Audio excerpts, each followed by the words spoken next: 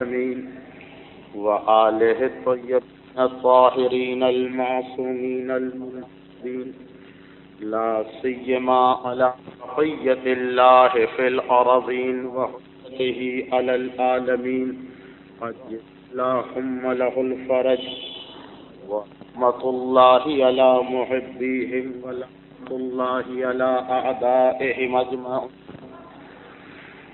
سیرت رسول کے سلسلے میں آج ہماری گفتگو ہے اور آج بھی یہ ضروری محسوس ہو رہا ہے کہ ابتدا ہی میں اس کی وضاحت کر دی جائے، اور وہ یہ کہ سیرت رسول کے جو واقعات آپ کے سامنے آ رہے ہیں ان کا تعلق تاریخ سے ہے.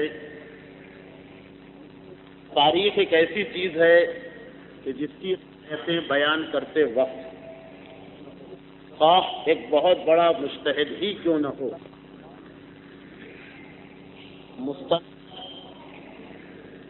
طاقتور یا بہت زیادہ صحیح روایتوں کا نہیں رکھ سکتا ہے، کیونکہ تاریخ کے واقعات احادیث کی طرح سے ان راویوں سے ہم تک پہنچتے ہیں کہ جو سب بالکل معتبر، عادل اور شریعت کے تمام تقاضوں کو پورا کرتے ہوں. اور یہی وجہ ہے کہ تاریخ کے بارے میں کوئی بھی یقین کے ساتھ نہیں کہہ سکتا کہ جو کچھ بیان کیا گیا یہ سب بالکل صحیح ہے، اور یہ بھی نہیں کہا جا سکتا کہ چونکہ راوی عادل ہے اس لیے اس کی روایت غلط ہے.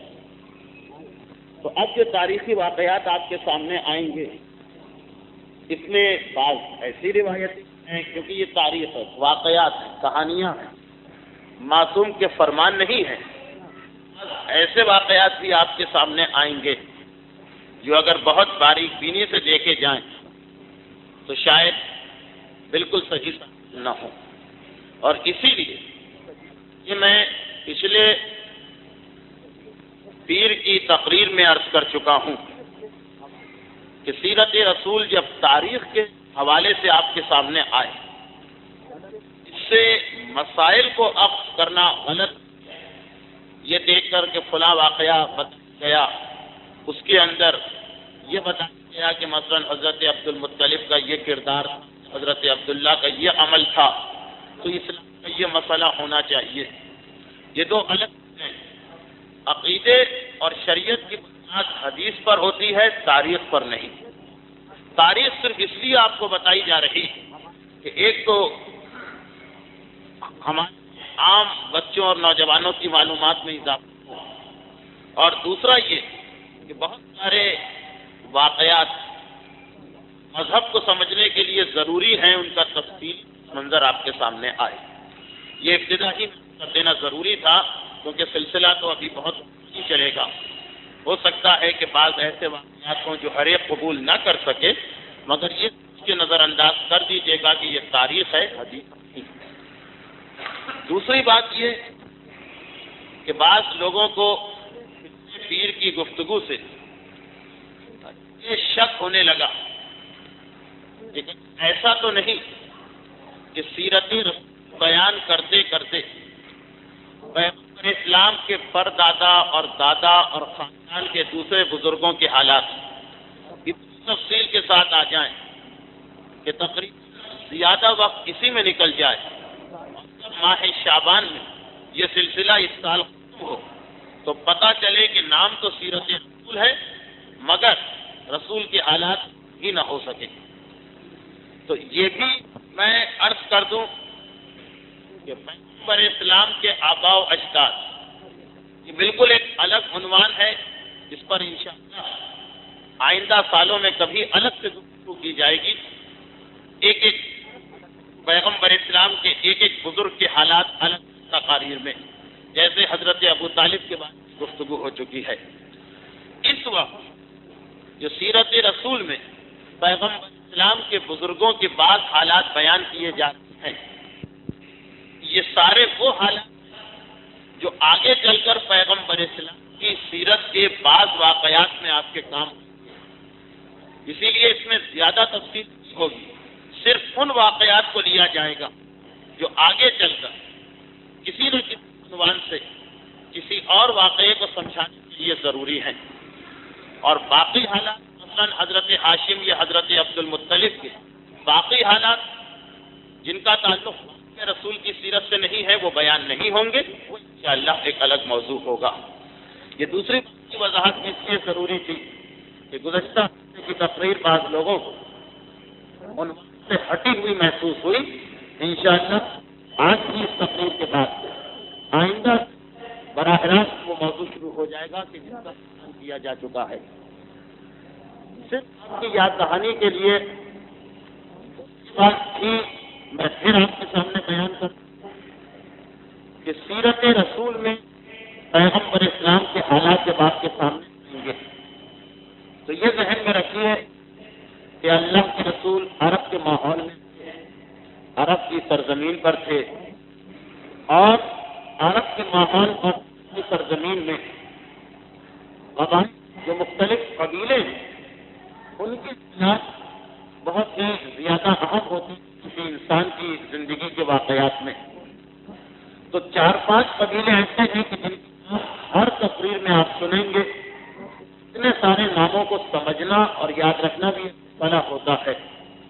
اسی طریقے سے بعض ایسی رشتہ داریاں ہیں بر اسلام کے حالات کے سلسلے میں کہ جو سربراہ قیادت تک بلکہ اس کے آگے تک انہوں نے اپنے اثر چھوڑے ہیں، لیکن رشتے پیچیدہ ہیں کہ بار بار ان کو بیان کیا جاتا ہے تو لوگوں کو الجھن ہونے لگتی، ذہن ساتھ نہیں دیتا اتنے پرانے اور اتنے گہرے رشتے کیوں بیان کیے جا رہے ہیں۔ لیکن میری مجبوری یہ ہے، اور اسکول کے طالب علم جانتے ہیں، تاریخ میں رشتے داریاں کے نام اور قبیلے کے نام بیان کیے بغیر کوئی گفتگو ہو ہی نہیں سکتی۔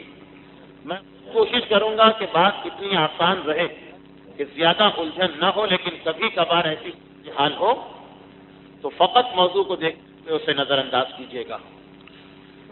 تو وہ یہاں تک پہنچی تھی کہ حضرت ابراہیم کے حضرت اسماعیل کے پاؤں سے زمزم کا چشمہ نکلتا ہے اور مکے کی سرزمین آباد ہونے لگتی ہے۔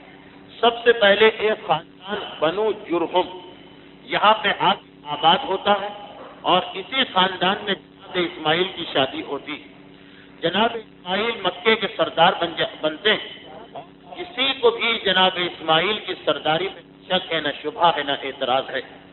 مگر جناب اسماعیل کی نسل میں 4 یا 5 پیڑھیوں یا پشتوں کے بعد اسی مکے کی سرزمین دوسرے قبیلوں کے آ جانے کی وجہ سے سرداری ختم ہو جاتی، اور خصوصیت کے ساتھ قبیلہ ہے بنو خزاعہ کا تذکرہ آج کی تقریر میں 2-3 دفعہ ہوگا، اور سیرت رسول میں بھی اس کا کافی تذکرہ کیا جائے گا۔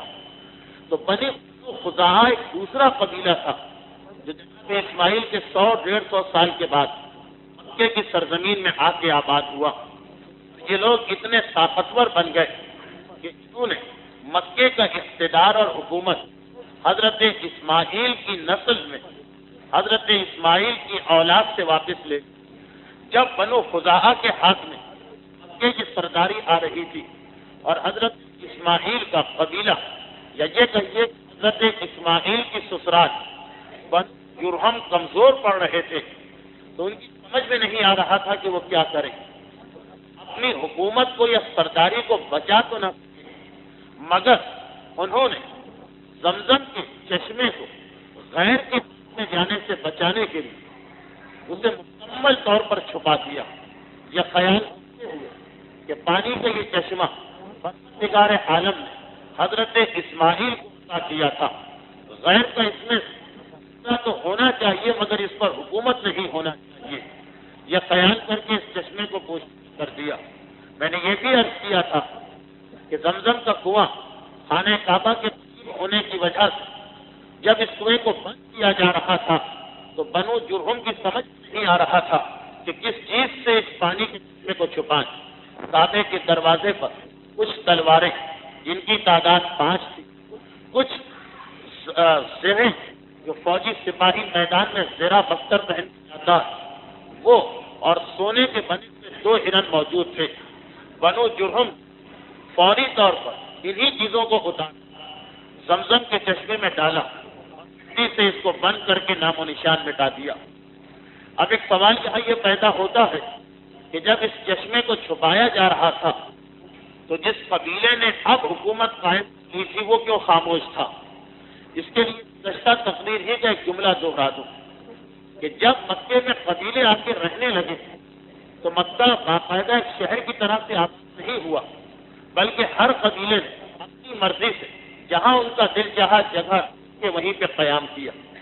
مکے کی چاروں طرف پہاڑیاں ہیں، یہ پہاڑیاں ایک مسئلہ اور بنی، پہاڑیوں کے بیچ میں جا کے قبیلے رہ رہے، چنانچہ خانہ خدا کے قریب صرف بنو جرہم کا قبیلہ تھا، اور یہ قبیلہ جس نے ان کو شکست دے کے مکے میں اپنی حکومت قائم کی تھی، یہ قبیلہ خانہ کعبہ سے اتنا دور تھا کہ انہیں پتہ ہی نہ چل سکا کہ زمزم کنویں کو کس طرح بند کیا گیا ہے۔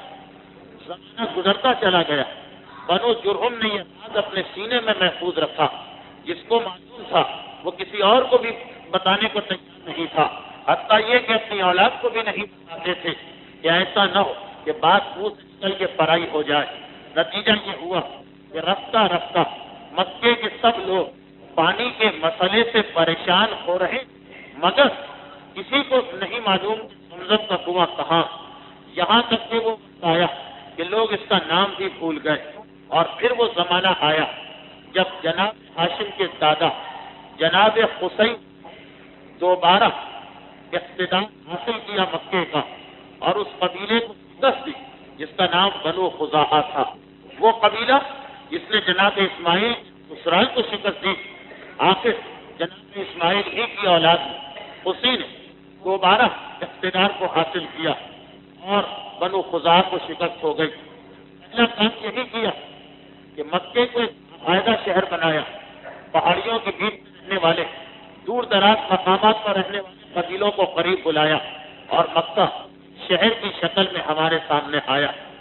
جناب قصی اس چیز سے ناعلم تھے کہ زمزم نامی کوئی کنواں اس دنیا میں تھا، جس طرح باقی سارے بھول چکے تھے، جناب قصی کے علم میں بات نہ تھی۔ پھر سلسلہ آگے بڑھ ان کے بیٹے عبد مناف تک پہنچا، عبد مناف کے بعد جناب ہاشم قبیلے کے سردار بنے۔ ایک گزشتہ ایک چیز کو اور یاد دلا دیا جائے، یہ بھی میں نے عرض کیا کہ جناب عبد مناف جو پیغمبر اسلام کے دادا ہوتے ہیں، ان کے 4 بیٹے، اور 4 بیٹے کچھ اس طریقے سے تھے کہ یہ جو 4 بھائی ہیں یہ 2 حصوں میں تقسیم ہو گئے تھے، ان کے 2 گروپ بن گئے تھے۔ جناب ہاشم کا ساتھ ان کے چھوٹے بھائی جناب مطلب دے رہے تھے، اور دوسری طرف حضرت عبد مناف کے دوسرے بیٹے جن کا نام عبد الشمس ہے، یہ وہی بیٹے ہیں کہ جن کی اولاد میں خاندان بنو امیہ، یہ وہی بیٹے ہیں جن کی پیشانی پر پیدائش کے وقت جناب ہاشم کے پاؤں کا پنجہ لگا تھا۔ ان کا ساتھ ان کے چھوٹے بھائی نوفل نے دیا، تو 4 بھائی، 2 بھائی ایک طرف ہو گئے، جناب ہاشم اور جناب مطلب، اور 2 بھائی عبد شمس اور نوفل کی جانب ہو گئے۔ صحائف ستہ میں اس رشتہ داری کے بارے میں، خاندان کے اس حصے ہونے کے بارے میں پیغمبر اسلام کے حوالے سے ایک روایت ملتی ہے۔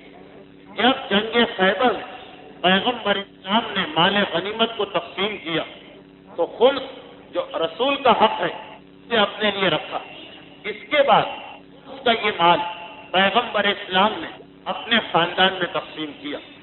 جب اس مال کو پیغمبر اسلام تقسیم کر رہے ہیں تو روایت ہے صحائف ستہ کہ پیغمبر اسلام نے جناب ہاشم کی اولاد کو بھی اس میں سے حصہ دیا، اور جناب ہاشم کے بھائی جناب مطلب کی اولاد کو بھی اس میں سے حصہ دیا۔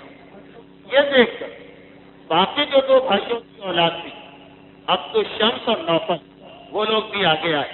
کہا اللہ کے رسول، اگر آپ فقط جناب ہاشم کی اولاد کو حصہ دیتے تو خیر ہمیں کسی قسم کا احساس نہ ہوتا، کیونکہ وہ آپ کا خاندان تھا، مگر آپ نے جناب ہاشم کی ایک بھائی کی اولاد کو حصہ دیا، باقی دو بھائیوں کی اولاد میں ہم ہیں، ہمیں بھی حصہ دیجیے۔ پیغمبر اسلام نے اس وقت یہ سننے کے باوجود کہ ظاہری اعتبار سے ان لوگوں کی بات صحیح، اپنے ہاتھوں کی انگلیاں ایک دوسرے میں داخل کی، پھنسائی، اور اس کے بعد کہا کہ ہاشم و مطلب دو بھائی تھے، لیکن ان کا خاندان آپس میں اس طریقے سے ملا ہوا تھا کہ جیسے میرے دونوں ہاتھ کیا، اور ٹھیک ہے باقی دو بھائی تھے لیکن وہ ان دو بھائیوں کی مانند نہیں تھے۔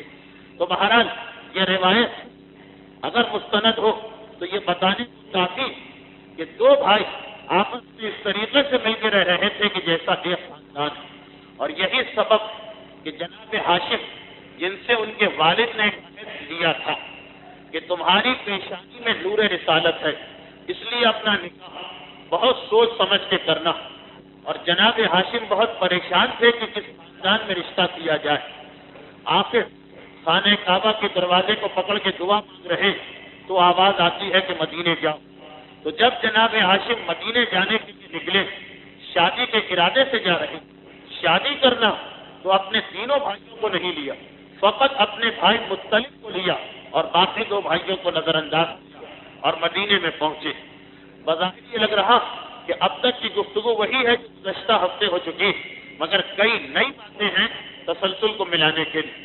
وہاں پہنچنے کے بعد جس خاتون کا نام خانہ کعبہ کے دروازے پر ایک غیبی آواز کے ذریعے جناب ہاشم نے سنا، ان کے قبیلے میں گئے جو بنو نجار کا قبیلہ، وہاں جا کے پتا چلا کہ ان کے والد تو موجود، مگر انہوں نے یہ کہا کہ میں جناب ہاشم کی عظمت اور بڑائی کو بھی جانتا ہوں۔ یہ بھی معلوم ہے کہ عرب میں اس وقت ان سے زیادہ شریف اور صاحب عزت کوئی نہیں، مگر میری بیٹی آزاد اور خود مختار ہے، میں یہ رشتہ اس کے سامنے پیش تو کر سکتا ہوں، باقی اس کی مرضی کے اوپر ہے۔ ان کی بیٹی کا نام ہے سلمہ، اسے سلمہ بھی کہا جاتا مگر صحیح عربی لفظ ہے سلمہ۔ ان کی بیٹی سلمہ اس وقت اپنے قبیلے میں نہیں تھی، بلکہ مدینے سے کچھ دور کے فاصلے پر یہودیوں کا ایک محلہ تھا، اس میں سالانہ ایک میلہ لگا کرتا تھا۔ اب زمانہ وہ ہے کہ ابھی یہودیوں، مکے کے کافروں، مسلمانوں، ان میں آپس میں کوئی اختلاف نہیں ہوا، تو یہودیوں کے محلے میں جو بنو قینقاع کے مقام پر تھا ایک میلہ لگتا تھا۔ پتا چلا کہ جناب سلمہ اس میلے میں شرکت کے لیے گئی تھی، 3 دن یا 7 دن کے بعد واپس آئیں گی، اور ان کے والد معذرت کر رہے ہیں کہ ساری عظمت تسلیم ہے آپ کے خاندان کی، مگر میری بیٹی کی جو رائے ہوگی اس پر عمل ہوگا۔ جناب ہاشم نے مدینے میں ٹھہر کر جناب سلمہ کا انتظار کرنا مناسب نہیں سمجھا، اور اپنی قوم سے کہا کہ چلو ہم بھی اس میلے میں چلتے۔ وہاں گئے اور ایک ایسا خیمہ لگایا کہ جو عرب میں انتہائی مالدار اور انتہائی طاقتور قبیلہ لگاتا، یعنی سرخ اونٹ کی کھال کا بنا ہوا۔ سارے میلے کی توجہ اس جانب ہو گئی۔ پھر جب جناب ہاشم اپنے بھائی اور خاندان کے دوسرے رشتے داروں کے ساتھ تلوار کمر میں لٹکا کے میلے میں نکلے تو ایک مرتبہ جناب ہاشم کا حسن و جمال اور خوبصورتی دیکھ کر دکانداروں نے اپنی اپنی دکانوں کو چھوڑ دیا۔ میلے میں تفریح میں آنے والے اپنی تفریح کو بھول گئے اور سب کی توجہ اس نوجوان پر ہو گئی کہ یہ کون ہے، کتنا خوبصورت، کتنا روبدار، کتنا صاحب جلال و جمال۔ تاریخ بتا رہی ہے کہ جناب سلمہ بھی اس وقت میلے کے اندر موجود تھی۔ جب ان کی نگاہ جناب ہاشم پر پڑی تو جناب ہاشم کی شرافت، جناب ہاشم کے روب اور خوبصورتی نے ایک عجیب اثر ڈالا جناب سلمہ کے دل پر، اور جب تھوڑی ہی دیر کے بعد اپنے باپ کے ذریعے سے یہ پیغام ملا کہ اسی آدمی نے تمہارا رشتہ بھجوایا، جناب سلمہ اس رشتے کو قبول کر لیتی مگر زبان سے کچھ نہیں کہتی، فقط شرم سے سر جھکا کے بیٹھ گئی، اور ان کے والد نے سمجھ لیا کہ میری بیٹی کو یہ رشتہ قبول ہے۔ مگر تھوڑی دیر کے بعد، تھوڑی دیر سے مراد ہے کہ 2 دن کے بعد، ابھی یہاں میلہ، اس وقت نہ شادی ہو سکتی ہے نہ جناب ہاشم کو جواب مل سکتا۔ جب یہ سارا قبیلہ اپنے گھر جائے گا تب یہ رشتے کی بات آگے بڑھے گی۔ مگر 2 یا 3 دن کے بعد جب جناب سلمہ کے والد پھر اپنی بیٹی کے پاس گئے اس میلے تو دیکھا کہ میری بیٹی کچھ پریشان بیٹھی. سوال کیا کہ کیا بات ہے؟ کہا بابا اب اس رشتے پر میرا دل مطمئن نہیں ہو رہا. جناب سلمہ کے والد احمد گھبرا کے کہتے کہ یہ تبدیلی کیسے آئی؟ کہا کہ مجھے کسی نے بتایا اور تاریخ بتا رہی ہے کہ یہ بتانے والا شیطان تھا جو ایک بوڑھے شخص کے لباس میں جناب سلمہ کے پاس آیا تھا اور کہا تھا کہ تم کس سے اپنا رشتہ طے کرنے جا رہی؟ یہ تو وہ جو انتہائی بزدل اور عورتوں کو بہت زیادہ طلاق دیتا اور اسے عورتوں سے کوئی رغبت و خواہش ہی نہیں، فقط نکاح کرتا ہے طلاق دیتا ہے، نکاح کرتا ہے طلاق دیتا. تو جناب سلمہ اپنے والد شکوہ کرتی کہ میں نے ان کے بارے میں یہ سنا. ان کے والد ایک مرتبہ مسکرائے، ہنسے اور کہا کہ بیٹی تم نے کس سے ایسی بات سن لی؟ یہ مکے کے سردار جناب ہاشم کہ جن کی بہادری کو سارا عرب جانتا اور پہچانتا. مگر بیٹی خاموش تو ہو گئی، دل میں خیال تو رہا. کہنے والا بظاہر بڑا معتبر بن کے آیا، بزرگی کے ساتھ آیا، کہیں اس کی بات صحیح نہ ہو. تو پروردگار عالم اسی وقت یعنی اسی زمانے ایک ایسا واقعہ پیش کر دیا کہ جس کی وجہ جناب سلمہ کے دل میں جو ایک کھٹک ہوگی، جو ایک ہلکا سا خیال ہوگا، وہ بھی نکل گیا. اور وہ یہ کہ جب شیطان نے یہ دیکھا کہ میں نے جناب سلمہ کو بہکانا چاہا مگر ان کے والد کی وجہ سے جناب سلمہ خاموش ہو گئی، تو وہ سمجھ گیا کہ اب ان کے والد کو جب تک کہ نہیں بہکایا جائے یہ رشتہ ہو کے رہے گا. اس نے عربوں کے خاص مسئلے کو استعمال کیا. وہ اس وقت جناب عمر کے پاس آیا. اب یہ میں تفصیل میں اس لیے جا رہا ہوں کہ یہاں سے یہودیوں کی دشمنی کا آغاز ہو رہا.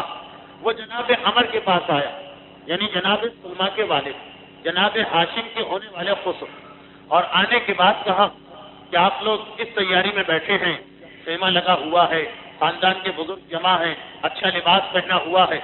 کہا کہ میری بیٹی کا رشتہ آیا، مکے کے سردار اس معاملے میں بات کرنے کے لیے آنے والے، ہمارا خاندان اس لیے جمع. شیطان نے دیکھا موقع بڑا اچھا. عربوں میں ایک تو خاندانی وقار اور خاندان کی ناک کا بڑا خیال رکھا جاتا.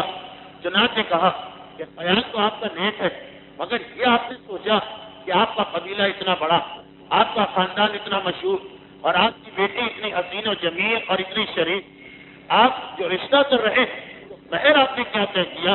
اپنی بیٹی کے لیے کوئی معمولی مہر کو آپ قبول نہ کیجیے گا. شیطان کو یہ معلوم کہ عرب میں ایک آدمی 6 یا 8 یا 10 شادیاں کرتا، اس کے لیے کوئی خاص بلکہ کوئی مسئلہ نہیں ہوتی کہ اگر وہ زیادہ مہر رکھ دے تو انسان چھوڑ کے چلا جاتا کہ مجھے یا ہندوستان اور پاکستان کا مسئلہ تو دوسرا، ایک ہی شادی کرنا. مگر وہاں تو اتنی کثرت سے ہر آدمی شادیاں کرتا تھا اسلام سے پہلے کہ وہ مہر وغیرہ کی وجہ سے کبھی بھی کسی رشتے کو قبول نہیں کرتا تھا. اب شیطان یہ سمجھ رہا کہ میں نے بیٹی کا مسئلہ کہے کہ جناب عمر کو مہر زیادہ کرنے پہ راضی کر لیا. جناب ہاشم کو کیا فکر ہوگی اس شادی، وہ چھوڑ کے چلے جائیں گے. مگر جناب ہاشم جب تشریف لاتے ایک مرتبہ سارے قبیلے نے کھڑے ہو کے استقبال کیا. جناب ہاشم سوال کرتے کہ اب تو میلہ بھی ختم ہو گیا، آپ کی بیٹی بھی آپ کے پاس آ چکی ہوں گی، میرے اس پیام کا کیا رہا؟ کہا کہ ہمیں قبول تو ہے مگر یہ بتائیے کہ آپ مہر کیا رکھیں گے؟ اب ایک مرتبہ جواب دیا کہ آپ مہر چاہتے ہیں، ہم آپ کو 100 ایسے اونٹ دیں گے کہ جن کی کھال کا رنگ سرخ اور بال کا رنگ سیاہ. یہ عرب میں انتہائی قیمتی چیز سمجھی جاتی تھی. آپ کسی کو سونا دیتے اس سے زیادہ خوش ہوگا ایسا اونٹ لے کر. جناب عمر انتہائی خوش، اتنا بڑا مہر مل رہا. بعض تاریخوں میں 10، بعض میں 100. لیکن شیطان جو وہیں بیٹھا چپکے سے اشارہ کرتا اور کہتا ہے کہ یہ تو کچھ بھی نہیں. جناب عمر کہتے بہرحال ہماری بیٹی، ایک ہی بیٹی، اکلوتی بیٹی، آپ مہر میں کچھ اضافہ کریں، کتنا بڑا آپ کا خاندان. جناب ہاشم ابھی بولنا ہی چاہتے کہ ان کے چھوٹے بھائی جناب مطلب نے کہا ٹھیک ہمیں قبول، ہم اس کے ساتھ 1000 مثقال سونا بھی آپ کو دیں گے. یہ اتنا بڑا مہر ہو گیا کہ جناب عمر انتہائی خوش، شیطان پھر اشارہ کرتا، ایک مرتبہ پھر انہوں نے کہا کہ نہیں، ہماری بیٹی کی قدر میں کچھ اور اضافہ کریں۔ اب جناب مطلب گفتگو اپنے ہاتھ میں لے لیتے اور کہتے ہیں اچھا ہم اس کے ساتھ ساتھ آپ کی بیٹی کو 5 کنیزیں بھی دیں گے اور کچھ جناب عمر، مگر شیطان کا پھر اشارہ کہ آپ کچھ اور مطالبہ کریں۔ وہ ایسا اس حد تک مطالبے کروانا چاہ رہا کہ خاندان بنی ہاشم ایک مرتبہ واپس چلا جائے، خاندان ہاشم واپس چلا جائے، مگر جناب مطلب کہتے ہیں کہ اچھا اگر آپ اور چاہتے ہیں تو ہم آپ کو مشک و کافور جو عرب میں اور خاص طور پر مکے میں انتہائی قیمتی چیز ہے، یہ ایک بڑی مقدار میں دیں گے، مقدار بھی بتائی کہ اس زمانے کے پیمانے سے ہے۔ جناب عمر انتہائی کچھ، شیطان اشارہ کرتا ہے کہ آپ کچھ اور کہیے، یہ تو آپ کی بیٹی کی قدر کے برابر، قیمت کے برابر، عزت کے برابر مہر نہیں ہوا۔ جب جناب سلمہ کے والد نے مطالبے کو اور بڑھایا تو جناب مطلب کہتے ہیں کہ اچھا ہم اس کے ساتھ اتنی مقدار میں امبس، بہت بڑی مقدار امبس اور مصری سفید کپڑا اور یمنی چادریں دیں گے، سب عرب میں انتہائی قیمتی چیزیں، آج ہم اور آپ تو سمجھ بھی نہیں پا رہے ہیں۔ جناب عمر اتنے خوش ہو گئے کہ ایک مرتبہ جس شیطان اشارہ کرتا جب آپ کچھ اور کہیے تو غصے کی حالت میں، انتہائی خوشی میں بات ہو رہی، غصے کی حالت میں مڑتے ہیں شیطان کی جانب اور کہتے ہیں کہ آپ بزرگ، آپ بوڑھے، اس لیے میں نے آپ کا احترام کیا، مگر آپ مجھے دوسروں کے سامنے ذلیل اور رسوا کر رہے ہیں، میرے سینے سے تشریف لے جائیے۔ بس شیطان کے پاس اب کوئی راستہ نہیں تھا، وہ کھڑا ہو کے باہر نکلتا، مگر جیسے ہی وہ باہر گیا جناب عمر مدینے کے قبیلے کے سردار، چنانچہ آج کی اس تقریب میں انہوں نے اپنے ہی جیسے یہودی قبیلے کے سرداروں کو بھی بلایا، 400 یہودی بھی آئے تھے اس تقریب میں جو رشتہ طے ہونے کی تقریب تھی۔ جب وہ باہر نکلا تو یہودی جو اپنے میلے میں جناب ہاشم کو دیکھ چکے اور ایک مرتبہ خوفزدہ ہو گئے تھے کہ ان کی پیشانی پر تو وہ نور ہے جو ہمارے بزرگ اور علماء بتا کر گئے کہ نور آخری پیغمبر ہوگا، اس نور کے اس دنیا میں آنے کے بعد پھر یہودیت کا مذہب ختم ہو کے رہ جائے گا۔ وہ تو موقع کی تلاش میں تھے کہ ہمیں کوئی موقع ملے اور ہم اس نوجوان کو یہی قتل کر دیں۔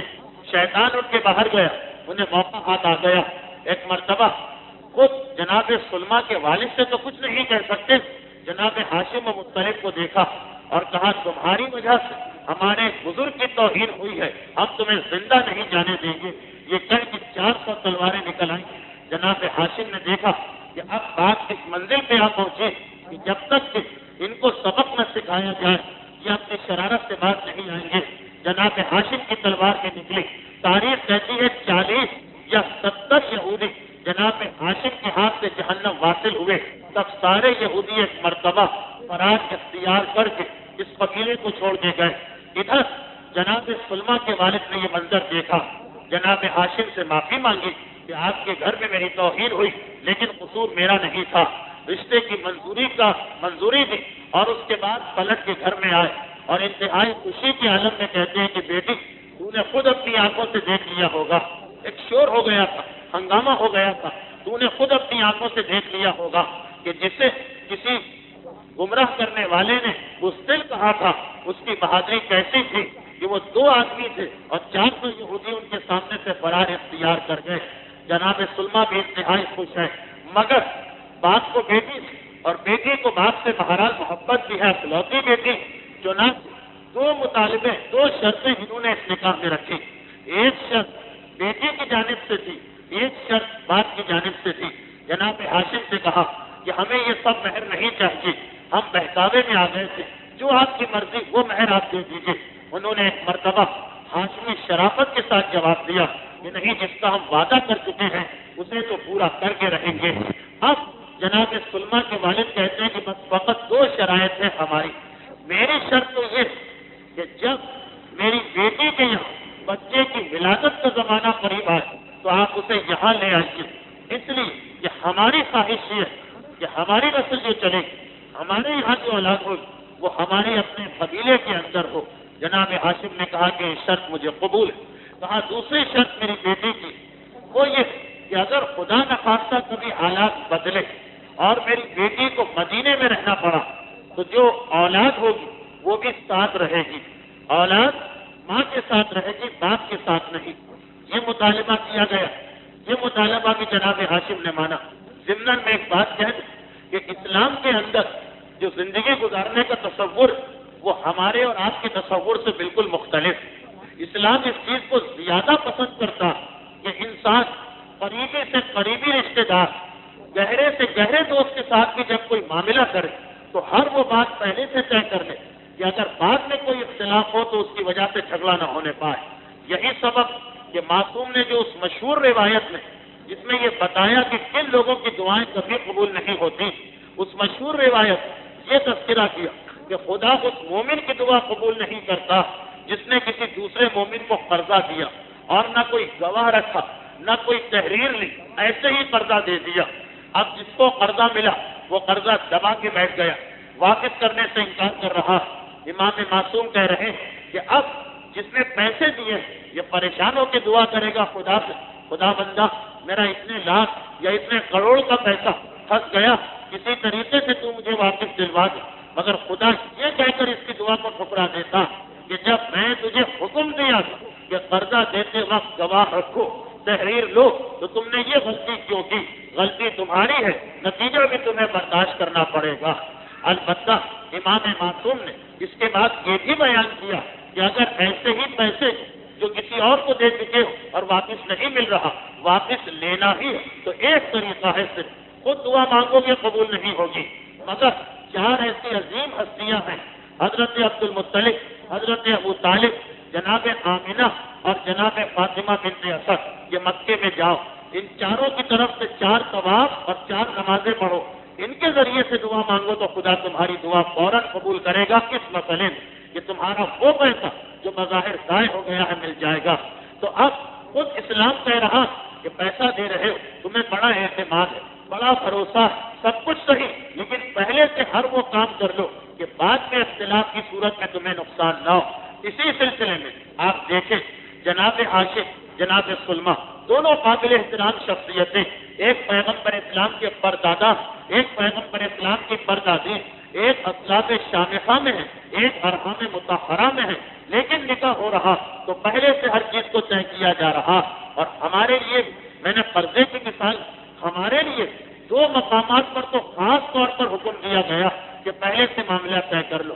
ایک، اپنی زندگی میں وصیت تحریر کر کے چلے جاؤ تاکہ تمہارے مرنے کے بعد تمہاری اولاد میں کوئی جھگڑا نہ ہونے پائے۔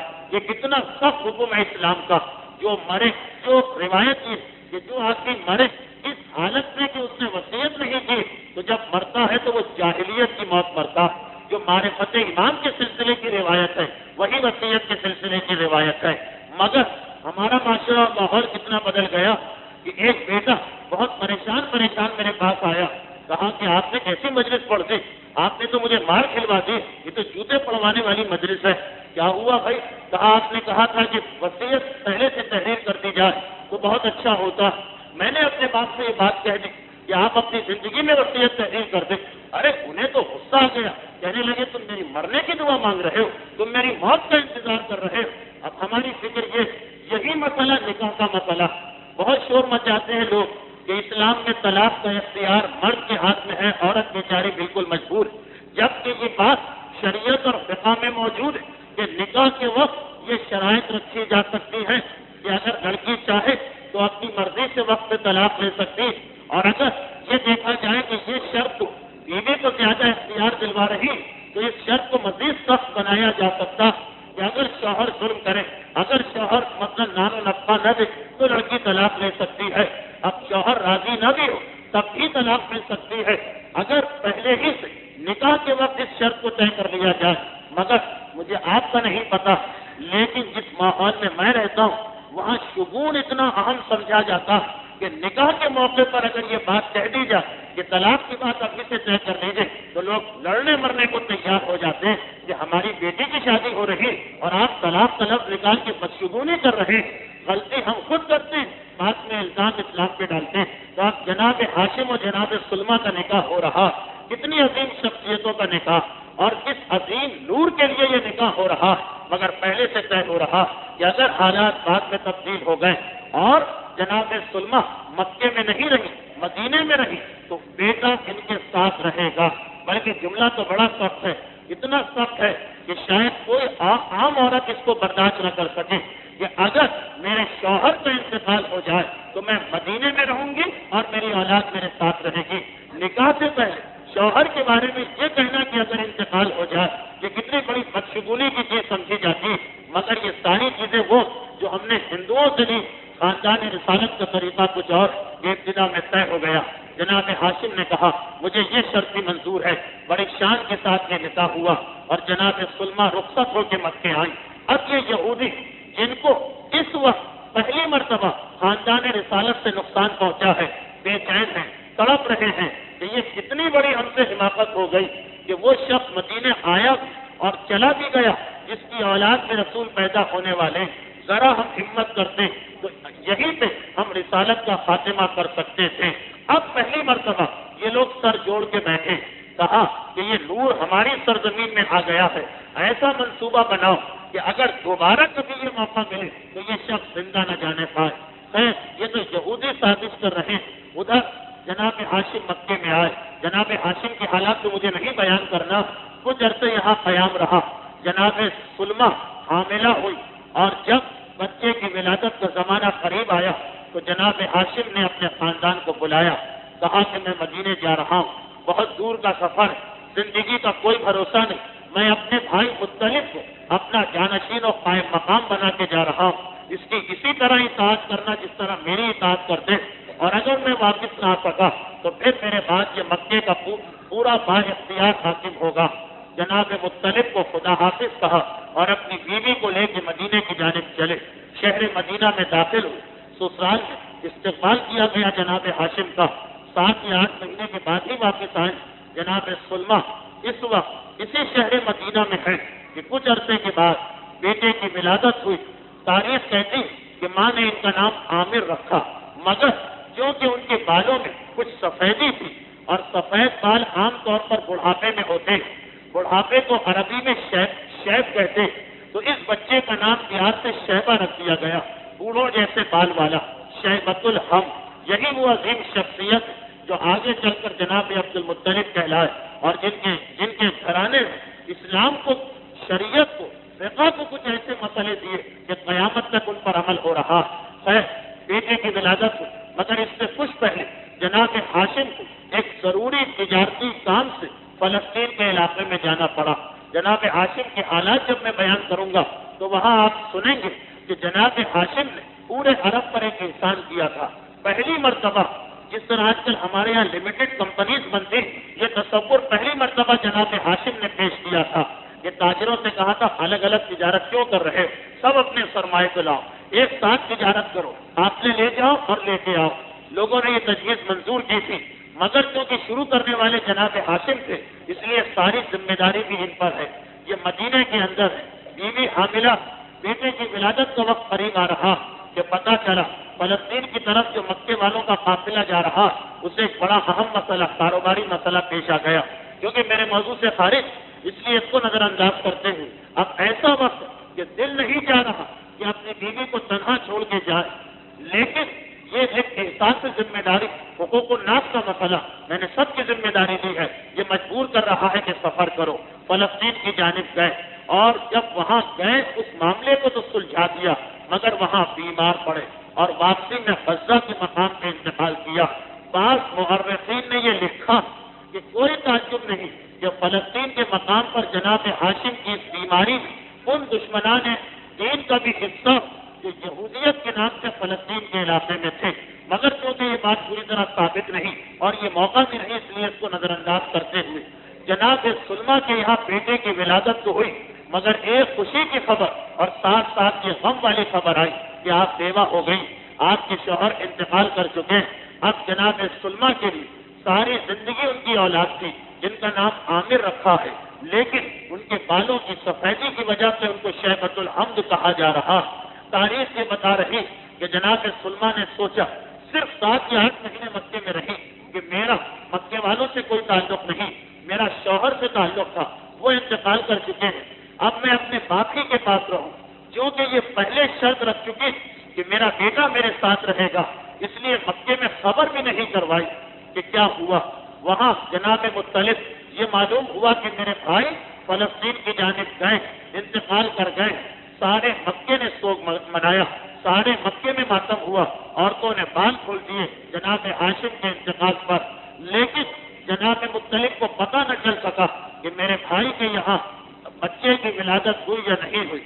بھائی کے انتقال کے فوراً بعد اتنی بڑی ذمہ داری کاندھوں پر آ گئی، سارے مکے کی دیکھ بھال کرنا، تجارتی قافلوں کو سنبھالنا، کہ ذہن سے یہ بات نکل گئی، توجہ نہ دے سکے اور وہ مکے کا انتظام کر رہے ہیں۔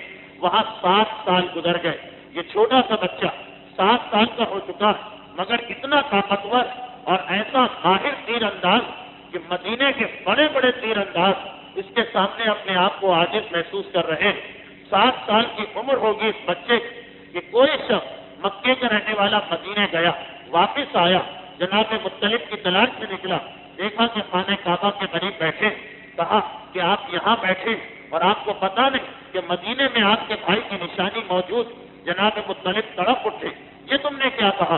کہا کہ ہاں میں مدینے سے آ رہا ہوں، وہاں میں نے دیکھا کہ بچوں کا ایک گروہ ہے، بچوں کی ایک جماعت ہے، ان کے درمیان ایک بچہ، اور وہ بچہ اتنا ماہر تیر انداز، اتنا ماہر تیر انداز کہ ہتھیلی کے برابر اگر حلقہ تو اس میں سے بھی اپنے تیر کو اس صفائی سے نکالتا کہ وہ حلقہ ہلنے بھی نہیں پاتا، وہ رنگ ہلنے بھی نہیں پاتا۔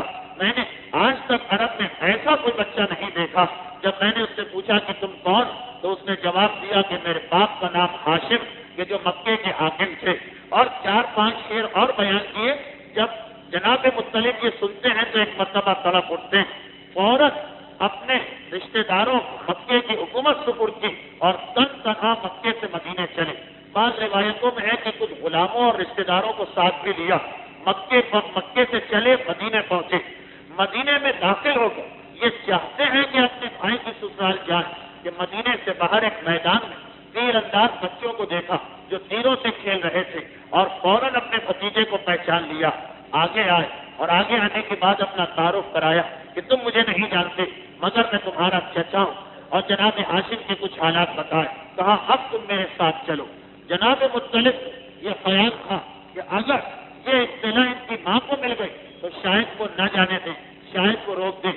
اب یہاں تاریخ میں 3-4 روایتیں، ان سب کو بیان کرنے کا موقع نہیں، تو خلاصہ صرف یہ کہ جناب مطلب چاہتے ہیں کہ اپنے بھتیجے کو یہیں سے لے کے چلے جائیں، کہ اتنے یہودیوں کے گروہ نے جو ویسے ہی جناب مطلب کا دشمن ہو رہا تھا اور موقع کی تلاش میں تھا کہ جب کبھی یہ اپنے نانا اور ماموں کے بغیر ملے، کیونکہ جناب عبد المطلب کا واقعہ، یہ جو 7 سال کا بچہ جن کا نام ابھی شیبہ بعد میں عبد المطلب ہوگا، یہ بچہ ہمیشہ ان کے نانا اور ماموں ان کے ساتھ ساتھ رہتے ہیں، کبھی الگ نہیں ہوتے۔ یہودی اس تلاش میں کہ اس بچے کو نقصان پہنچانا ہے بلکہ اسے ختم کرنا، کیونکہ وہ نور جو انہوں نے اپنے میلے میں جناب ہاشم کی پیشانی میں دیکھا تھا، وہ اب اس بچے کی پیشانی میں نظر آ رہا ہے، مگر نانا اور ماموں ہر وقت اس کے ساتھ ساتھ رہتے۔ آج پہلا موقع تھا، خدا معلوم کیا بات تھی کہ خاندان میں سے کوئی نہ آ سکا، شاید خاندان والوں جناب عبد المطلب پر اب بھروسہ ہو گیا تھا کہ 7 سال کا بچہ مگر اتنا بہادر اور طاقتور کہ ہر دشمن سے اپنے آپ کو بچا سکتا۔ یہ تو ان کے ذہن میں بھی نہیں ہوگا کہ یہودی اپنی فوج لے کے حملہ کرنے آئیں گے۔ ان کے ذہن میں یہی ہوگا کہ کہیں بچوں میں جھگڑا نہ ہو جائے، کہیں کسی کا باپ نہ آ جائے، کبھی جھگڑے میں 2-4 آدمی ہیں، تو اتنا ان کو بھروسہ ہوگا کہ اب ہمارا نواسا، اب ہمارا بھانجا 2-4 آدمیوں کا مقابلہ کر سکتا، اس لیے اکیلا بھیج دیا ہوگا۔ چنانچہ اس موقع پر 2 آدمی پہنچ گئے۔ پہلے تو مکے سے جناب مطلب پہنچ گئے، نہ نانا تھے ساتھ میں، نہ ماموں تھے، فقط بھتیجے کو دیکھا۔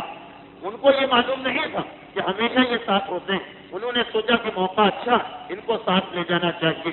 یہ کہیں کہ اپنے بھتیجے سے بات کی۔ جناب عبد المطلب کہہ رہے کہ اگر میں بغیر بتائے چلا گیا تو میری ماں کے دل پہ کیا گزرے گی۔ جناب مطلب نے کہا تم خاندان ہاشم سے پوچھیں جو لوگ شرائط صلح کو توڑ دیں، اگر عہد شکنی کریں اور پھر پیغمبر فاتحانہ طور پر ان کے شہر میں داخل. کعبہ کی حفاظت تمہیں کرنا ہے، ظاہری حفاظت، یعنی لفظ حفاظت تو میں نے کہا، وہاں پر لفظ مجاوری، اس کی دیکھ بھال، حاجیوں کی خدمت، آنے والے مہمانوں کا خیال، اب یہ تمہیں کرنا. ماں کی محبت اپنی جگہ، خاندان کا آرام اپنی جگہ، مگر خانہ خدا کی آنے والے مہمانوں کی دیکھ بھال، یہ کتنا بڑا عہدہ. 7 سال کا بچہ، مگر ایک مرتبہ یہ بات سمجھ میں آ گئی. میں عمومی گفتگو کر رہا ہوں، ورنہ ہمارے اعتبار سے بعض روایتوں میں یہ کہ جناب ہاشم و جناب عبد المطلب و جناب ابو طالب یہ اوصیوں میں سے، حضرت اسماعیل کے نائبوں میں سے وسیع ہیں یہ لوگ. خیر سمجھا دیا، بھتیجا تیار ہو گیا، مگر جناب مطلب ابھی لے کے چلنا چاہتے کہ یہودیوں تک اطلاع میں پہنچ گئی کہ تم جس موقع کی تلاش میں تھے وہ آ گیا. آج ان کے ساتھ نہ نانا نہ ماموں ہے، نہ خاندان کا کوئی بزرگ، فقط 6-7 سال کے چھوٹے چھوٹے بچے. یہودی فوراً اپنا لشکر لے کے آئے، اور بہت بڑا لشکر تھا، اس لیے کہ شادی کے موقع پر دیکھ چکے تھے آج سے 8 سال پہلے کہ 2 آدمیوں نے 400 یہودیوں کو بھگا دیا، تو اب ہزاروں کی تعداد میں لشکر آیا. یہاں آ کے دیکھا کہ ایک اجنبی شخص اس لڑکے کو اپنے اونٹ پر بٹھا کے لے جا رہا. پہچان نہ سکے کہ یہ کون، البتہ ایک ساتھ حملہ کر دیا.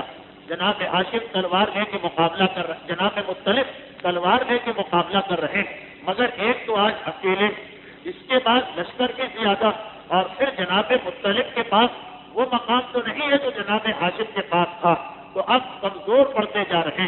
مگر یہ بچے جو ساتھ میں کھیل رہے، جب یہ منظر دیکھ رہے تو گھبرا کے بھاگے اور جا کے اطلاع کر دی ان کے خاندان میں، جا کے اطلاع کر دی ان کی ننیال میں کہ اس طریقے سے یہودیوں نے حملہ کیا.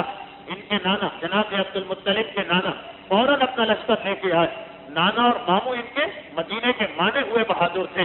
اتنا بڑا لشکر آیا اور ماں بے چین بے قرار، وہ بھی ساتھ ساتھ آئیں، اپنے اونٹ پہ بیٹھ کے. ایک مرتبہ اب جو مدد آ گئی تو جناب مطلب نے سارے لشکر کو بھگا دیا. یہودیوں کو فرار اختیار کرنا پڑا، مگر ایک مرتبہ سب نے پہچان لیا کہ یہ تو ہاشم کے چھوٹے بھائی. کہا کہ ہمارے ساتھ چلنا ہوگا. جناب سلمان خود اپنے دیور سے کہا کہ آپ ہمارے مہمان بنیں گے. ایک مرتبہ لے کے آئیں، قبیلے میں رکھا، سوال کیا آپ آئے تھے واپس بھی جا رہے، ہمیں اطلاع بھی نہیں دی، آخر کیوں؟ بتایا کہ خانہ خدا کی مجاورت، اس کی دیکھ بھال ہماری ذمہ داری، میں اپنے بھتیجے کو لینے کے لیے آیا. جناب سلما طرف اٹھی، میں نے پہلے ہی یہ شرط رکھی کہ بیٹا مجھ سے جدا نہیں کیا جائے گا، تمہارے بھائی نے وعدہ کیا تھا. جناب مطلب کہتے ہیں کہ ہاں یہ ٹھیک، مگر دیکھیے آپ ماں، اب اس طرح سمجھایا جس طرح ماں کو سمجھاتے ہیں. آپ ماں اور آپ کے دل میں کہ اگر یہ یہاں رہا تو وہ عزت نہیں ملے گی جو مکے میں جانے سے ملے گی. سردار بنیں گے قبیلے کے، جناب ہاشم کی جگہ بیٹھے، خانہ خدا کے مہمانوں کی دیکھ بھال کریں، کتنا بڑا عہدہ ملے گا. آخر ماں راضی ہو گئی اور جناب عبد المطلب اپنے چچا مطلب کے ساتھ مکے کی جانب آئے. اب ذہن میں رکھیے کہ ابھی تک اس کا نام ہے شیبۃ الحمد، عبد المطلب نام نہیں. ادھر جناب مطلب دیکھ چکے کہ یہودیوں نے یہ دوسری مرتبہ شکست کھائی. جناب ہاشم پہ حملہ کیا اور ناکام ہو گئے، ان کے بیٹے پہ حملہ کیا اور ناکام ہو گئے. اب یقیناً وہ موقع کی تلاش میں ہوں گے، یقیناً وہ تیسرا حملہ کرنا چاہیں گے. انہیں تلاش ہوگی چاروں طرف، وہ شیبۃ الحمد نام کا لڑکا کہاں گیا جو مدینے میں ہمارے ہاتھ سے بچ کے نکل آیا. اب جناب مطلب کے ذہن ایک ترکیب سوچی کہ اپنے بھتیجے یہودیوں سے بچانے کے لیے، لیکن اس کے لیے یہ بات آپ کے ذہن میں ہونا چاہیے کہ مدینہ اور مکہ آج تقریباً 400-450 کلومیٹر کا فاصلہ اور 6 گھنٹے کا سفر، مگر آج سے تقریباً 1600 سال یا 1500 سال پہلے مدینہ اور مکہ اتنے دور سمجھے جاتے جیسے 2 الگ دنیا ہیں. یعنی مدینے کے اندر جو جناب عبد المطلب کو بچپنے میں دیکھ چکے، وہ صرف نام ان کو یاد تھا شیبۃ الحمد. اب مطلب چچا نے سوچا کہ اسی طریقے سے اپنے بھتیجے کے نام کو بدل دو، نام بدل جائے گا، یہودی شیبۃ الحمد نام کے لڑکے کو تلاش کریں گے. سارا مدینہ تو تلاش میں نکلے گا نہیں، وہ اپنے غلاموں کو بھیجیں گے، وہ اپنے جاسوسوں کو بھیجیں گے، نام بتائیں گے تو نام اس کا بدل دو. اب اپنے بھتیجے کو لے کے آ رہے ہیں، مکے کے اندر داخل، جیسے ہی قدم رکھا جو راستے میں مل رہا، مبارک کو آپ آ گئے کیونکہ سردار ہے مکے. مبارک ہو آپ آ گئے، یہ آپ کے ساتھ کون؟ کہا کہ یہ میرا غلام۔ اب ہر جگہ ہر آدمی کو بتا رہے ہیں کہ یہ میرا غلام۔ عربی میں غلام کو کہتے ہیں اب، تو اب مطلب کے غلام یعنی عبد المطلب، کہا کہ یہ میرا غلام، یہ میرا غلام۔ چنانچہ ہر مکے والا اپنے گھر جب جا رہا، بادشاہ واپس آئے، سردار واپس آئے تو سب گھر میں جا کے خبر دیتے، کہا گھر والوں آپ کو معلوم ہے ہمارے سردار مطلب آ گئے، ان کے ساتھ عبد المطلب بھی ہیں یعنی ان کے غلام بھی۔ اب یہ نام اتنا مشہور ہوا 24 گھنٹے کے اندر اندر کہ بعد میں جب لوگوں کو پتہ بھی چلا مکے والوں کو کہ نہیں یہ تو ان کے بھتیجے ہاشم کے بیٹے، ہاشم سے محبت کرنے والے، ان کی اولاد کو دیکھنے کے لیے دوڑ دوڑ کے آئے، مگر زبان پہ نام عبد المطلب چڑھ گیا، یہ عبد المطلب تھے۔ تاریخ کہتی ہے کہ جناب مطلب کا کچھ عرصے کے بعد انتقال ہو گیا۔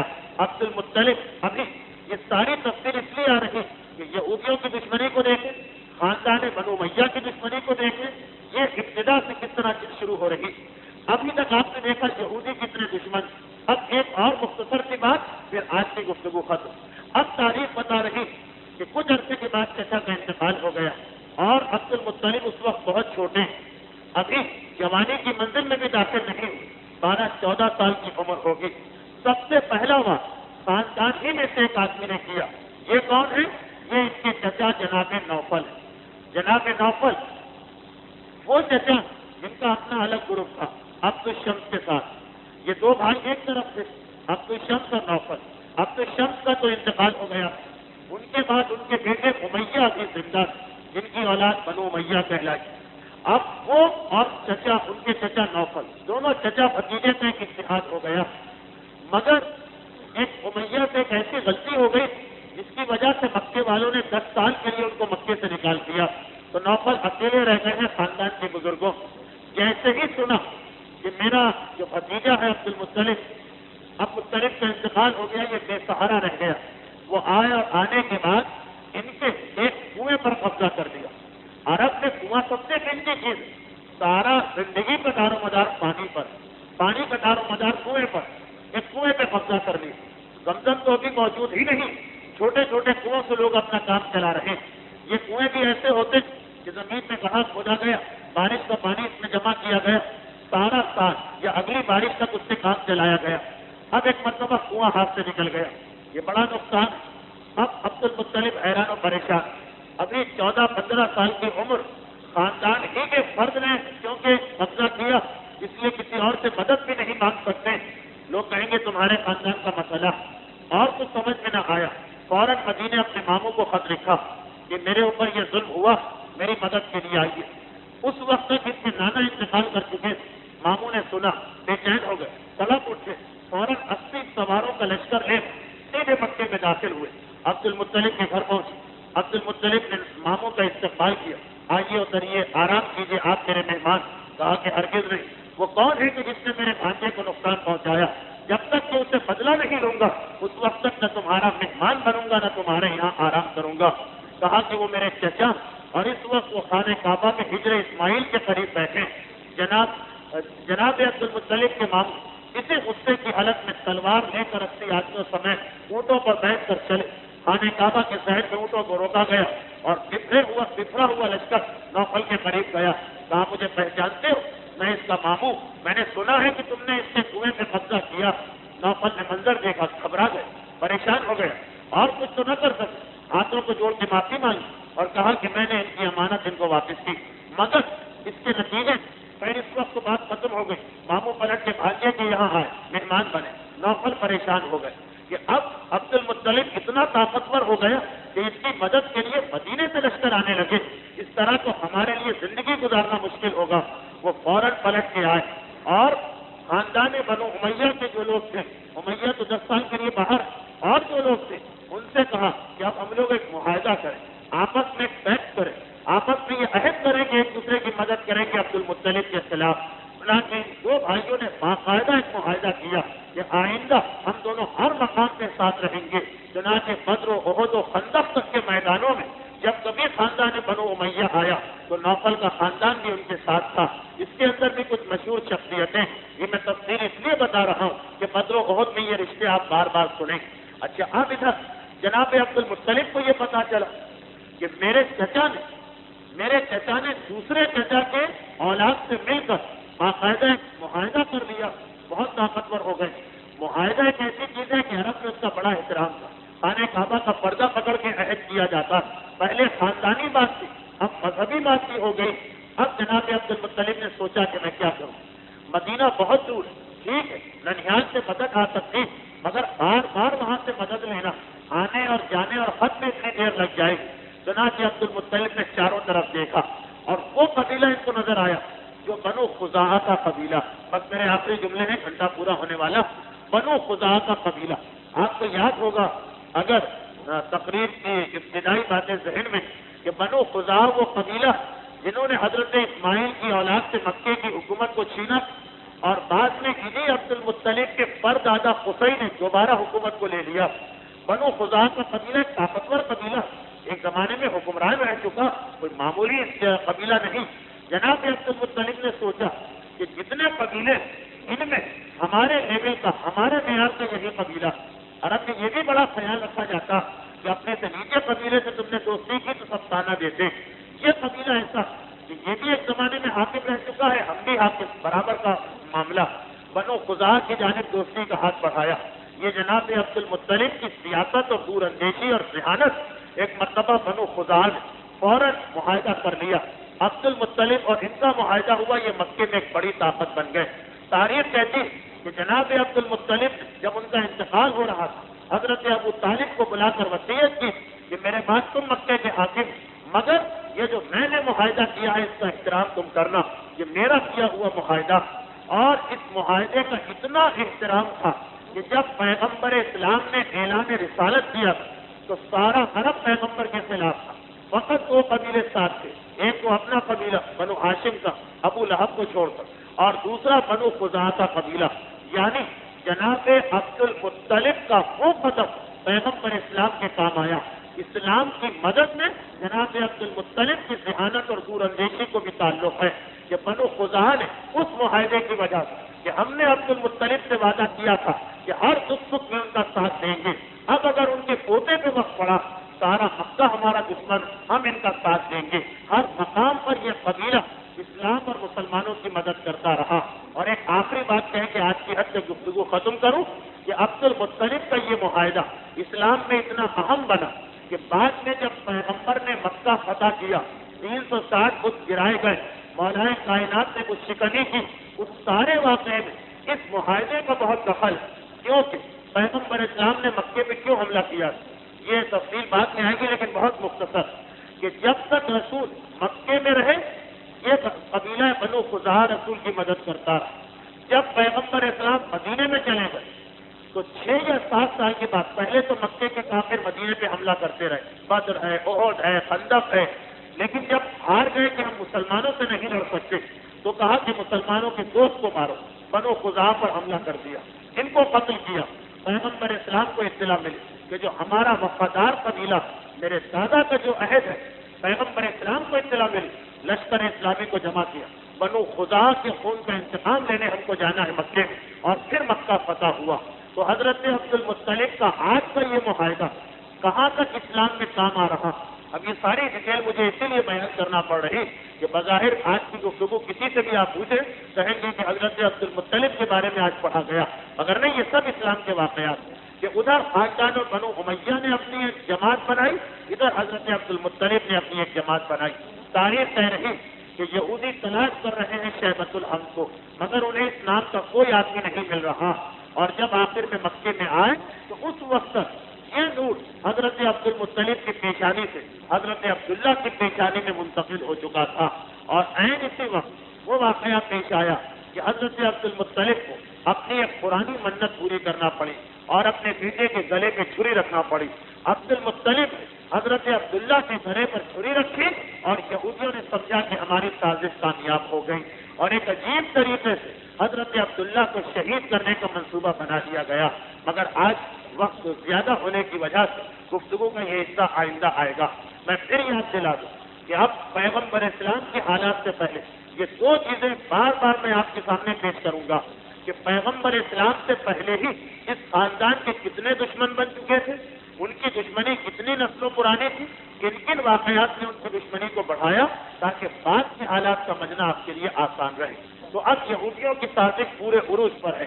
عبد المطلب مدینے میں آ گئے حضرت مطلب کی عقل مندی اور ذہانت کی وجہ سے، اور جب ان کو پتہ چلا کہ وہ لڑکا جس کی ہم تلاش میں ہے وہ کون ہے، تو اس وقت حضرت عبد المطلب ان کے لیے بے فائدہ ہو چکے ہیں، کیونکہ عبد المطلب سے دشمنی نہیں ہے، نور رسالت سے دشمنی۔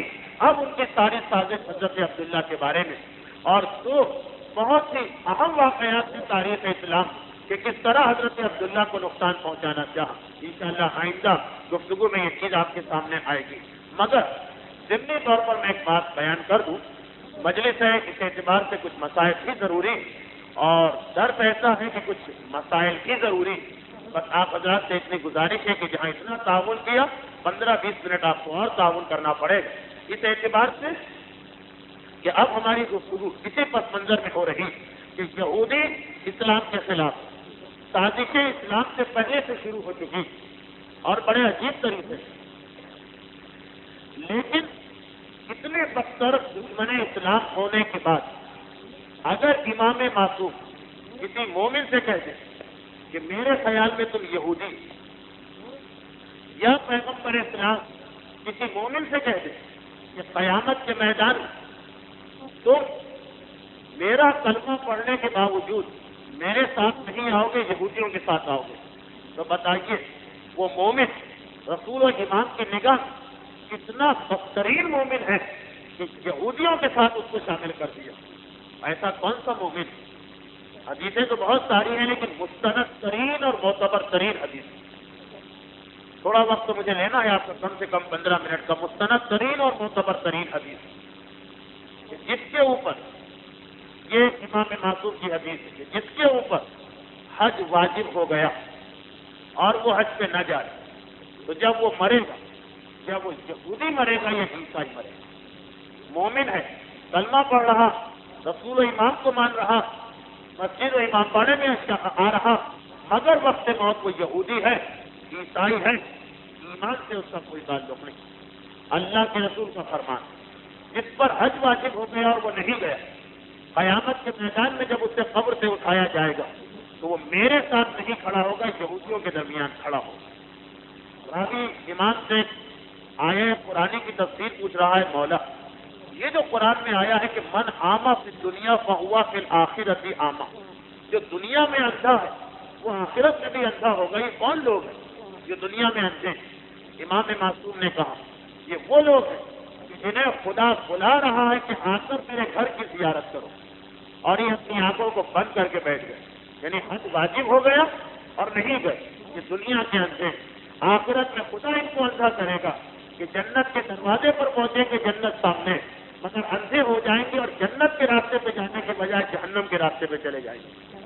جو دنیا میں ہوئی خدا کے گھر سے اپنی آنکھوں کو بند کیا تو قیامت کے میدان جنت و جہنم کے راستے صاف نہ تھا، وہاں تک پہنچا کے کہ جہاں جنت سامنے خدا ان کو ایسا اندھا کرے گا کہ ان کے قدم غلط راستے پہ جائیں گے۔ اتنا اہم فریضہ ہے حج کا فریضہ، مگر یہ دیکھا گیا کہ ہمارے ماحول اور معاشرے میں بہت سے لوگ غلط فہمی کی وجہ سے حج پہ نہیں جاتے۔ جس کو گناہ کرنا ہی ہے اس کی بات تو دوسری، تو رسول بھی آ کر کہتے کہ وہ حج پہ نہیں جائے گا، مگر بہت سے ایسے لوگ ہیں جو غلط فہمی کی وجہ سے اپنے آپ کو یہودی اور عیسائیوں میں شامل کر رہے ہیں۔ غلط فہمی کن معنوں میں کہ وہ یہ سمجھتے ہیں کہ ہم پر حج واجب ہی نہیں، جبکہ شریعت کے اعتبار سے ان پر حج واجب ہے۔ اس لیے کہ حج واجب ہونے کے لیے 3 بنیادی شرطیں، یہ مجھے گفتگو اس لیے کرنا پڑی کہ یہی وہ تاریخیں جب جن پر حج واجب ہے وہ حج کا ارادہ کرے، ورنہ اگر بعد میں سوچا تاریخیں ختم ہو گئی تو وہ گناہ گار ہوں گے۔ 3 بنیادی شرطیں ہیں جس سے کسی پر حج واجب ہوتا ہے۔ پہلا یہ کہ اس کے پاس اتنے پیسے ہوں کہ وہ جا سکتا ہو، ہر حج کا خرچہ برداشت کر سکتا ہو۔ نمبر 2 یہ کہ اس کے پاس اتنی جسمانی طاقت ہو کہ وہ جا سکتا ہو اور حج کی زحمتوں کو برداشت کر سکتا ہو۔ نمبر 3 یہ کہ راستہ کھلا اور محفوظ ہو۔ محفوظ کا مقصد یہ کہ عزت کا، آبرو کا، چوری کا، ڈاکے کا، قتل کا خوف نہ ہو، اور راستہ کھلا ہو اس کا مطلب یہ کہ کوئی پابندی نہ ہو۔ اب جیسے ایک آدمی کے پاس پیسے ہیں اس نے درخواست دے دی، اپنی طرف سے پورا کام کیا، حکومت کی پورا اندازی میں اس کا نام نہیں آیا، اس کو منع کیا کہ آپ حج میں نہیں جا سکتے، یہ گناہ کام نہیں، کیونکہ اس کے لیے راستہ کھلا نہیں ہے بلکہ راستہ بند ہو گیا۔ تو راستہ کھلا ہوگا مقصد یہ کہ حکومت کے قانون وغیرہ کی وجہ سے کوئی رکاوٹ نہ ہو، اور جسمانی اتنی طاقت ہو کہ حج کی ضرورتیں برداشت ہو جائیں، مالی اعتبار سے اتنی طاقت ہو کہ حج کا واجب خرچہ انسان برداشت کر۔ البتہ موجودہ مراحل میں سے بھی آیت اللہ کوئی احتیاط واجب لگا کر اور آقا خمینی احتیاط مستحب لگا کر ایک مسئلہ اور بتاتے ہیں۔ وہ یہ کہتے ہیں کہ اگر کسی کے پاس دو شرطیں ہوں، یعنی راستہ محفوظ ہو اور پیسے ہو، جسم میں طاقت نہیں ہے جانے کی، تو وہ کہتے ہیں کہ احتیاط یہ کہ پھر بھی اس پر حج واجب اور اپنی جگہ کسی کو اپنی نیابت میں حج پر بھیجیں۔ اچھا، حج کی اہمیت کا اندازہ آپ دو مسئلوں سے اور لگا سکتے ہیں، ابھی میری گفتگو نامکمل ہے مگر صرف اس لیے کہ اہمیت واضح ہو۔ دیکھیے، پہلی یہ چیز کہ اسلام میں جتنی بھی واجب عبادتیں سب میں اصول ہے کہ جب تک کہ کوئی آدمی زندہ ہو، چاہے ایسا زندہ ہو کہ لوگوں کے نزدیک کے مردے سے بدتر ہے، لیکن جب تک زندہ ہو واجب عبادتوں میں کوئی کسی کی طرف سے انجام نہیں دے سکتا، نیابت نہیں کر سکتا۔ مثلاً ایک آدمی پر قضا نمازیں ہیں اور وہ اب اتنا بیمار ہے یا بوڑھا ہے یا کمزور ہے یا پسینے بے ہوش ہے، 4 مہینے 6 مہینے سے بے ہوش ہے، اور ڈاکٹروں نے کہا ہے کہ یہ مرتے دم تک بے ہوش رہے گا، اسے ہوش نہیں آ سکتا، مر جائے گا اس کی حالت، تب بھی ہم یہ نہیں کر سکتے کہ اس کی طرف سے قضا نمازیں پڑھوا لیں۔ جب تک کہ زندہ ہے، چاہے بے ہوشی کیوں نہ ہو، اس کی طرف سے واجب عبادتیں نہیں ہو سکتی۔ بیٹوں نے کہا کہ بھائی قضا نماز تو باپ کی پڑھوانا ہی ہے، ابھی نہ صحیح تو مرنے کے بعد وہ بھی پڑھوا لو، کیونکہ آپ یہ دوبارہ خود تو نہیں پڑھ سکتے اپنی نمازیں، اسلام نے منع کیا، نہ نماز نہ روزہ۔ حج واحد عبادت ہے کہ اگر جس پر حج واجب ہو گیا وہ زندہ ہے اور نہیں جا سکتا تو اپنی طرف سے کسی کو بھیجنا واجب، یعنی صرف حج کے لیے شریعت نے اپنا مسئلہ بدل دیا، کوئی اہمیت ہوگی تبھی تو مسئلہ بدلا۔ اور دوسری چیز، عورت کے لیے شوہر کے حق میں یہ بھی اس کی اجازت کے بغیر گھر سے قدم باہر نہ نکالے، حرام ہے بغیر شوہر کی اجازت سے گھر سے نکلنا۔ دو ہی تو حق ہیں شوہر کے جو عورت پر واجب ہے، باقی جتنے بھی ہیں سب مستحب واجب کچھ نہیں۔ ان 2 واجبات میں سے ایک یہ ہے کہ بغیر اجازت گھر سے باہر نہ جاؤ، مگر حج اتنا اہم فریضہ کہ اس کی خاطر شریعت اس مسئلے کو بدل رہی ہے، اور یہ کہا گیا کہ اگر کسی عورت پر حج واجب ہو گیا اور اس کا شوہر اس کے ساتھ حج پہ نہیں جا رہا اور اب بیوی کو اجازت بھی نہیں دے رہا، تو بیوی کے لیے شوہر کی بات ماننا حرام۔ شوہر اگر راضی نہیں، اجازت نہیں دے رہا، تو عورت کے لیے واجب ہے کہ شوہر کی بات نہ مانے اور خود حج پہ چلی جائے۔ باقی کسی چیز میں بغیر شوہر کی اجازت کے گھر سے نکلنا چاہیے نہیں۔ مسجد میں جانا ہے، شوہر نے منع کر دیا، نہیں جاتا۔ امام باڑے میں جانا ہے، شوہر نے منع کر دیا، نہیں جاتا۔ آپ کے گھر جانا ہے، شوہر نے منع کر دیا، نہیں جاتا۔ ہر جگہ کا یہ اصول۔ زیارت پر جانا ہے، شوہر نے منع کر دیا، نہیں جاتا۔ کسی کا انتقال ہو گیا، عرصے کے لیے جانا ہے، شوہر نے منع کر دیا، نہیں جاتا۔ حج واحد عبادت کہ جس کے لیے شریعت اس واجب کو ختم کر رہی ہے کہ شوہر کی اجازت کے بغیر گھر سے نکلنا حرام، وہ حرام ختم ہو گئے۔ نہیں، اگر حج واجب ہو گیا تو شوہر اجازت دے یا نہ، تم پر واجب ہے کہ تم اس سے پوچھے بغیر یا اس کی ناراضگی کے باوجود حج سے چلی جائے۔ تو یہ 2 مسئلے بتا رہے ہیں کہ جس میں پوری شریعت بدل رہی فقط حج کی وجہ سے۔ یہ حج اتنا اہم ہے کہ اس کی وجہ سے دوسرے واجبات و حرام میں تبدیلی آ جاتی ہے، لیکن ہمارا معاشرہ اور ماحول سمجھتا ہے کہ ہم پر حج واجب نہیں۔ جیسا کہ میں نے کہا کہ یہ غلط فہمی ہے۔ یہ غلط فہمی کیسے پیدا ہوتی ہے؟ آپ نے تو کہا کہ 3 چیزیں ہیں حج واجب، راستہ کھلا ہے، مال ہے، جسمانی طاقت ہے، مگر ہمارے یہاں غلط فہمی آ گئی۔ پہلی غلط فہمی یہ ہے کہ جب تک کہ باپ کو یا ماں کو حج نہ کرائے ہم حج نہیں کر سکتے۔ یہ بالکل غلط خیال ہے، بالکل غلط خیال ہے۔ کیا آپ نماز میں بھی کہہ سکتے ہیں؟ حج میں تو لوگ کہتے ہیں کہ بھائی پیسے ہیں مگر ہم کیسے حج میں جائیں، ابھی تو ہمارے باپ نے حج نہیں کیا۔ کیا آپ نماز میں کہہ سکتے کہ میں اس وقت تک نماز نہیں پڑھوں گا جب تک کہ میرا باپ نماز نہ پڑھے؟ یا کہہ سکتے کہ میرے باپ نے بھی نماز نہیں پڑھی تو میں کیسے نماز پڑھوں؟ نہیں کہہ سکتے آپ. میرے باپ نے کبھی روزہ نہیں رکھا، میں کیسے روزہ رکھوں؟ نہیں کہہ سکتے آپ. عورت نہیں کہہ سکتی کہ ماں نے کبھی پردہ نہیں کیا، میں کیوں پردہ کروں؟ باپ نے کبھی داڑھی نہیں رکھی تو میں کیوں داڑھی رکھوں؟ یہ سب حرام گناہ. یہی حج کا مسئلہ کہ اگر باپ یا ماں نے حج نہیں کیا ہے تو اس کی وجہ سے اولاد پر حج معاف نہیں ہوتا، بلکہ بیٹے کے لیے واجب ہے کہ حج پہ جائے. باپ اور ماں کو حج کرانا اولاد کی ذمہ داری نہیں.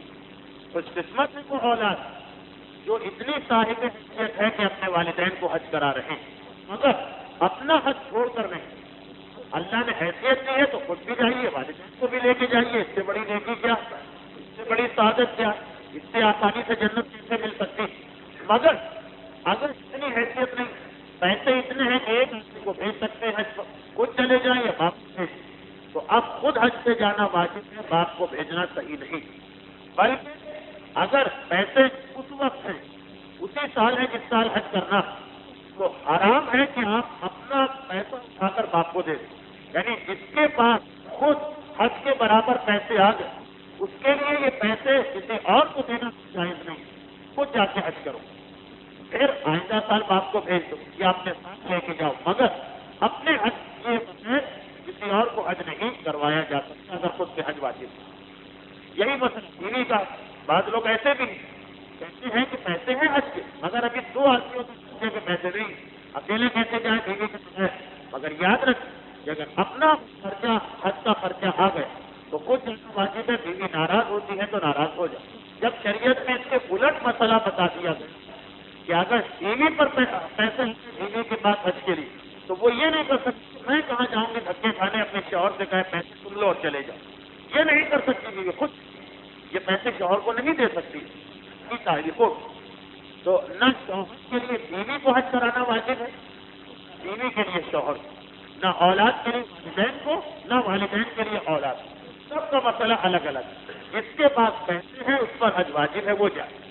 اگر حیثیت ہے دوسرے کو لے جائے، حیثیت نہیں ہے تو اپنا پیسہ کسی کو نہیں دے سکتا. یہ صحیح غلط ہے. اور دوسرا اور آخری مسئلہ، کچھ مسئلے رہ گئے وہ انشاءاللہ میں آئندہ بتا دوں گا. حج کی تاریخیں قریب آنے کی مناسبت سے مسئلے بتانا پڑ رہے ہیں. دوسرا مسئلہ یہ کہ ایک یہ بات بہت مشہور ہے کہ ہم پر قرضوں کی تو ہم حج سے کیسے کریں. یہ مسئلہ اصل میں کچھ اور تھا، بنا کچھ اور دیا گیا. ہم پر قرضہ ہے، ہم حج پر کیسے جائیں. دیکھیے اسلام حقوق الناس کی اہمیت زیادہ رکھتے ہیں حج سے، اس میں کوئی شک نہیں. پر جب وہ شرط واجب ہو تب قرضہ ایک آپ کی ذمہ داری. اگر آپ نے کسی سے قرضہ لیا اور پھر آپ کے پاس 27,000 یا 30,000 یا 25,000 آ گئے حج کے خرچے، اب کیا کریں؟ قرضہ دیں یا حج کریں؟ اگر وہ قرضہ ہے جس کے دینے کی یہ تاریخ آ چکی، وہ قرضہ ہے کہ جس کا دینا واجب ہے، تب تو ٹھیک ہے آپ قرضہ دے دیجیے، حج نہ کریں. مثلا یہ طے پایا تھا کہ جنوری میں تمہارا قرضہ واپس کر دیں گے، جس سے قرضہ لیا طے پایا تھا کہ جنوری میں واپس کریں گے، جنوری آ گئی، اب ٹھیک ہے اب واجب ہے قرضہ واپس کرنا کیونکہ آپ کا ایگریمنٹ تھا، معاہدہ تھا، آپ کی زبان تھی، اس کو دے دیجیے. پھر اگر پیسے نہیں بچتے تو حج معاف.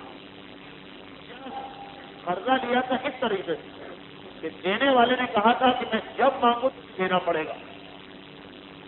ہمارے پاس حج کے پیسے آئے، اس نے آ کر مانگ لی کہ میرا قرضہ واپس کر دو. یہ قرضہ بھی پورا کرنا واجب ہے، اس کو دے دیجیے، آپ پر حج معاف.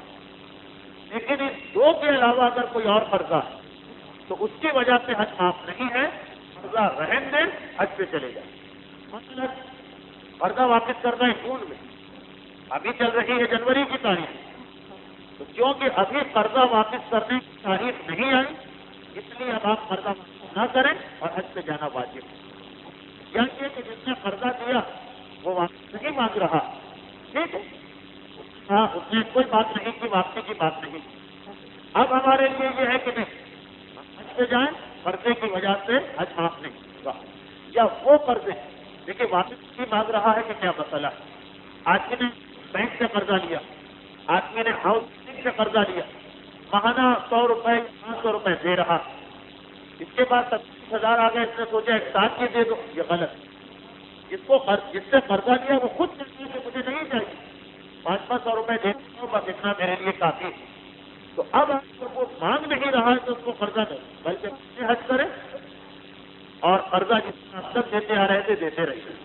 تو قرضے کی وجہ سے حج معاف نہیں ہوتا، صرف اس قرضے کی وجہ سے حج معاف ہے کہ جس کی تاریخ آ گئی ہے اور وہ مطالبہ کر رہا ہے کہ میرا قرضہ واپس۔ باقی جتنے قرضے ہیں اس سے حج نہیں ہوگا، قرضہ اپنی جگہ پر اور حج اپنی جگہ پر۔ یہ تو 2 مسئلے ہوئے۔ اس کے اندر دوسرا مسئلہ اور آتا ہے، مگر وقت کی کمی کی وجہ سے حج کے باقی مسائل آئندہ پیر کو میں بیان کروں گا، کیونکہ 13 جنوری ہوگی اور جو کہ 20 جنوری تک ہے، اتنا وقت ہے کہ اگر غلط فہمی ہے کسی کے ذہن میں تو غلط فہمی دور ہو جائے۔ اب شریعت کہہ رہی ہے کہ تم نے کسی سے قرضہ لیا اور وہ واپس نہیں مانگ رہا تو تمہارے لیے اس کا قرضہ دینا واجب نہیں، حج واجب ہے۔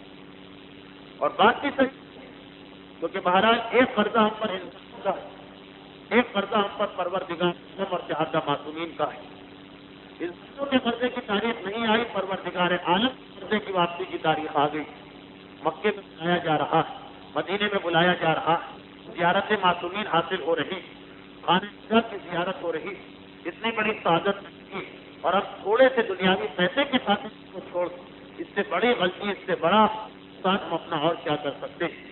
اور خاص طور پر اس ماحول، خاص طور پر ایسے حالات جب ہم کو پتا ہو کہ مدینے کے اندر وہ اجڑے ہوئے قبریں اب تک موجود ہیں، کہ جہاں سال نہ کوئی زیارت کرنے والا، نہ کوئی چراغ جلانے والا، ہر موقع ایسا موقع ہوتا کہ ان دشمنان دین کے درمیان ہمیں یہ موقع مل جاتا کہ ہم معصوم امام کے سرحانے تک پہنچ سکتے، بہت قریب نہ صحیح تو تھوڑے سے ان اجڑی ہوئی قبروں کی زیارت کر سکتے، اور یہ عجیب بات بھی محسوس کر سکتے کہ جس مملکت رات کو بھی نہیں ہوتی کہ دن آپ کو محسوس ہوگا، سورج نکلا ہوا ہوگا، کوئی بھی جائے کسی سڑک پہ تو آپ ڈھونڈ کے اٹھا سکتے ہیں۔ 2 ہی مقام ایسے ہیں کہ جہاں اندھیرا، پیغمبر اسلام کی قبر اور ایک جنت کی اجڑی ہوئی قبریں۔ تو ایک مرتبہ یہ تو پہلے بیت کا قرضہ ہمارے لیے اور اہم ہو چکا کہ ہم جائیں، جا کے اپنے آنسوؤں کو نذرانہ پیش کریں، ہم جائیں، جا کے شہید کو سلام کریں، ہم جائیں اور جا کے ان ائمہ کو سلام پیش کریں جو آج بالکل غربا ہو چکے، کہ ماننے والے دولت دنیا کی محبت کی خاطر وہاں آنے کی تیار نہیں، وقت کے ماننے والے جو وہاں پہ جا کے ایک رونق پیدا کر سکتے، اندازہ کریں یہ کتنا اہم مقام ہے رسول۔